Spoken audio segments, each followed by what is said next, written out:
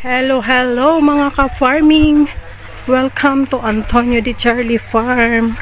For today's video guys ay magkuha tayo ng kamansi. Ayan, maraming bunga guys. Buti hindi nahulog nung nagdaang bagyo. Kaso super tataas. Sige na pa. Ayan, kuha tayo ng pang-ulam guys. Ayan. Kamansi. Dito guys, lahat ng halos gulay ay hindi na bibilhin. Ayan, magsusungkit lang tayo kasi palibot ng aking bahay ay puro tanim na mga kahoy na nagbubunga, prutas at gulay. So dagdagan mo na pata. Ya onda sa pikit, darahang ko duman at yan. Ayan. Ito ay apat na puno guys ng kamansi ang meron kami. Ito yung pinakabatang tanim dito sa likod.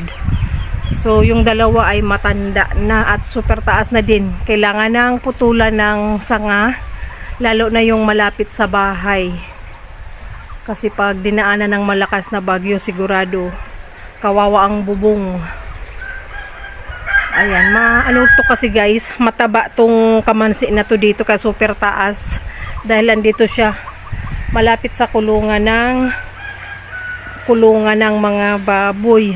So yung mga ano dyan guys, kinakalat dito oh. Kaya ayan yung mga tanim namin dito ay matataba kaso nasira ng bagyo. So ayan guys ang kamansi. Ilan na ang hulog. Dagdagan ko yung pinapakuha guys kasi umuwi yung pinsan ko galing Manila. Bibigyan ko, paborito nila tong kamansi. Kasi sa Manila bihira naman to, langka ang kilala sa Manila. So ayan, pag ganyan kabata guys, masarap yan sa nilagang pata or baka.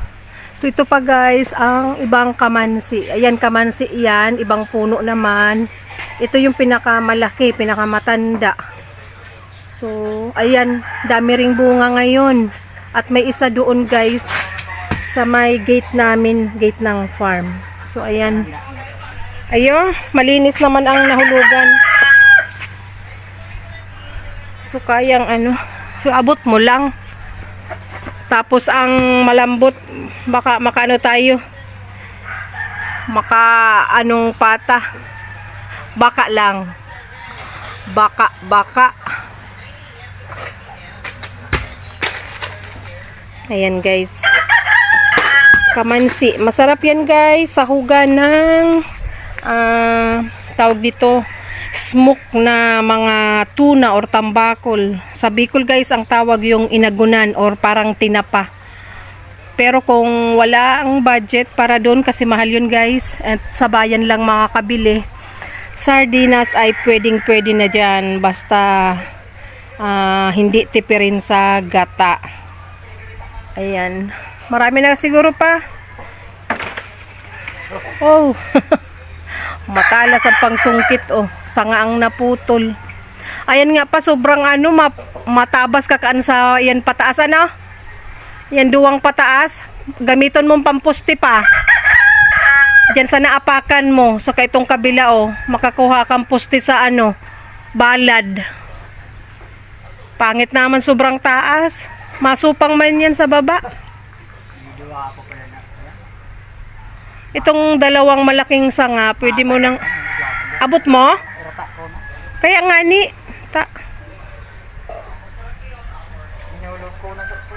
ito guys. Ayan, meron pa daw. Dito nga sa lahat may bunga. Hindi kasi to guys bilihin Ewan ko kaya, mas gusto nilang hinihingi ito. Kaya kalimitan guys, pinamimigay ko na lang. Dati nagbenta kami 5 pesos isa, hindi pa rin naubos. Ay, pwede naman pa, pwedeng anuhon mo pa. May suki pala na akong isa, dalawa.